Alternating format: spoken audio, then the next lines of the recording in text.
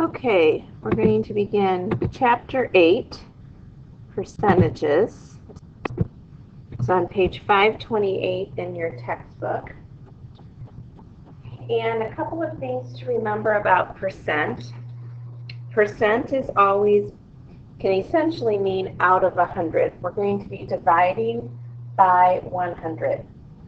Or comparing it to that. Your most familiar percentages might be with your grade for this class. It could be the tax rate that you're paying when you buy items. Maybe you're getting a percentage of a raise at your job. Maybe you work on commission and that's a percent. Those are all things we're going to talk about when we talk about percents. Reminder, you are allowed to use your calculator for this. So remember that it's out of 100. You need to be able to write a percent as a fraction, a decimal, and vice versa, which is where we're going to start.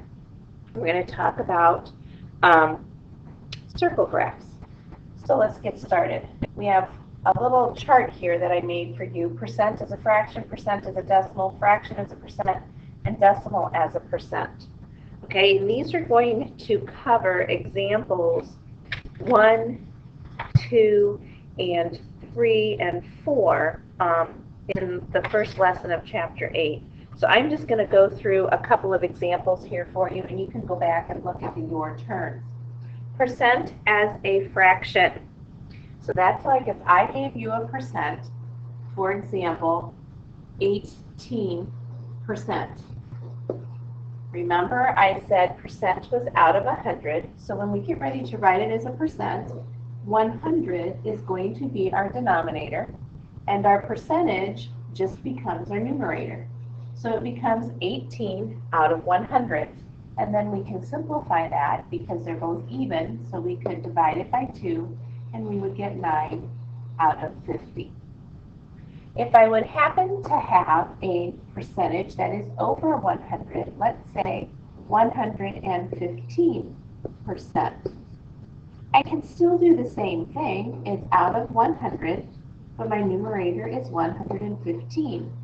And then you might notice that you can simplify that. And so I could divide by 5, and I would get 23 over 20. And you could leave it like this, or you could write 1 and 3/20. Okay? Percent as a fraction. Percent as a decimal. What if I had the percentage 23%?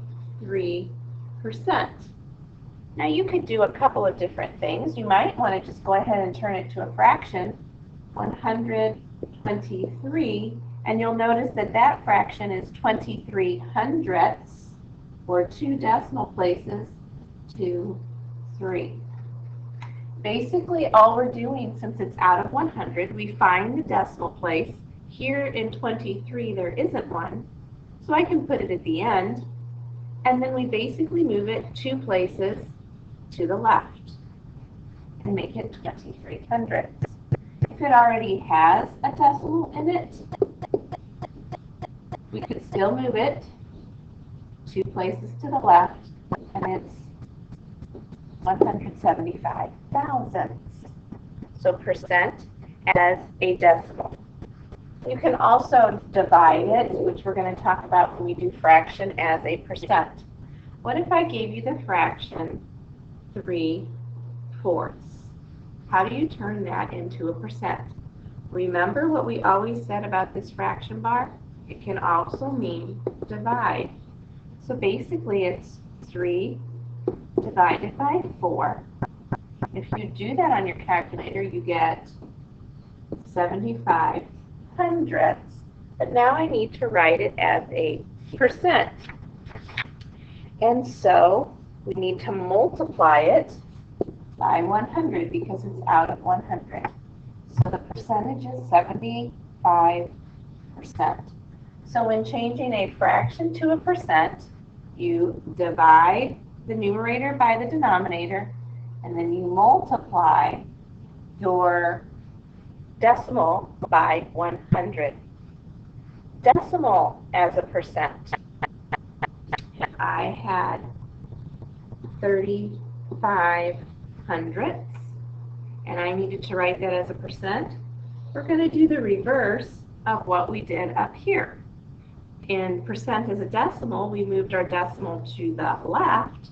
In decimal as a percent, we're going to move our decimal to the right. Basically, we're just going to multiply by 100, which was the same as this step right here.